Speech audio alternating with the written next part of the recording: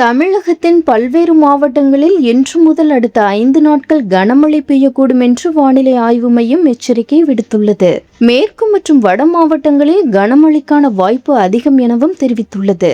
இன்று சேலம், தர்மபுரி, கிருஷ்ணகிரி, வேலூர், திருப்பத்தூர் மாவட்டங்களில் கனமழை பெய்ய வாய்ப்புள்ளது. நாளை நீலகிரி, ஈரோடு, சேலம், தர்மபுரி, கிருஷ்ணகிரி, திருப்பத்தூர், வேலூர், திருவண்ணாமலை, கள்ளக்குறிச்சி, நாமக்கல் உள்ளிட்ட மாவட்டங்களில் கனமழைக்கு வாய்ப்புள்ளது.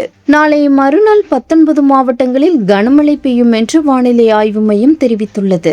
நீலகிரி, கோவை, ஈரோடு, திருப்பூர், சேலம், தர்மபுரி, கிருஷ்ணகிரி, திருப்பத்தூர், ராணிப்பேட்டை, வேலூர், திருவண்ணாமலை, கள்ளக்குறிச்சி, பெரம்பலூர், திருச்சி, நாமக்கல், கரூர், திண்டுக்கல், தேனி, மதுரை ஆகிய மாவட்டங்களும் இதில் அடங்கும். வரும் 25ஆம் தேதி கோவை, திருப்பூர், நீலகிரி, தேனி, திண்டுக்கல், ஈரோடு, நாமக்கல், சேலம், தர்மபுரி, கிருஷ்ணகிரி மாவட்டங்களிலும், 26ஆம் தேதி கோவை, நீலகிரி, தேனி, திண்டுக்கல், மதுரை, ஈரோடு, சேலம், நாமக்கல் மாவட்டங்களிலும் கனமழைக்கு வாய்ப்புள்ளது.